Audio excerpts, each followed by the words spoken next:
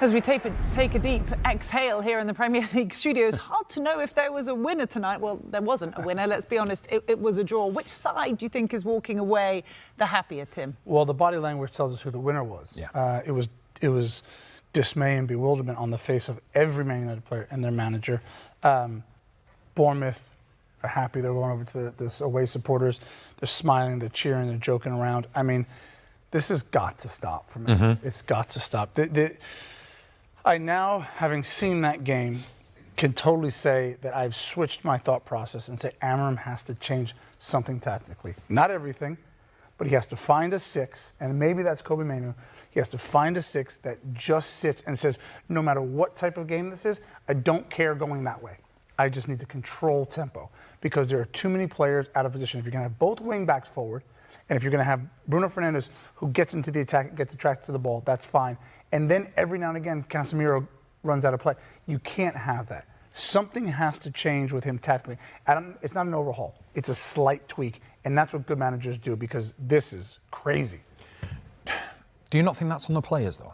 And the only reason I say that is because it's rinse and repeat every week with Manchester United. First half an hour, if games just lasted 30 minutes, Man United win the Premier League. Yeah. No question about it. So they get that first goal, they start really well.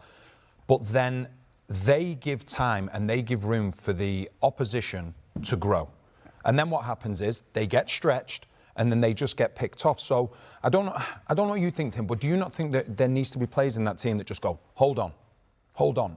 Because I don't think the manager can do everything from the side. But you've got a Casemiro, you've got experienced players in that team that have got to say, listen, we've got to hold out here because we don't want to get caught. It's as though when they start to lose control, they want to gain it back even quicker and just go quick.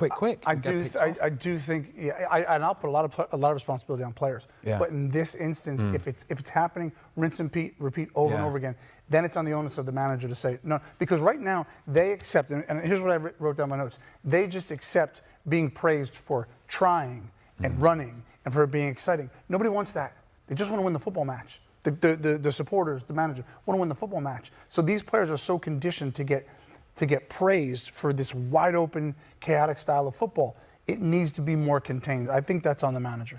And one of the things that you look at as well, and Tim, obviously you would have had it at Manchester United, would have had it at Everton as well. There are very few leaders around now.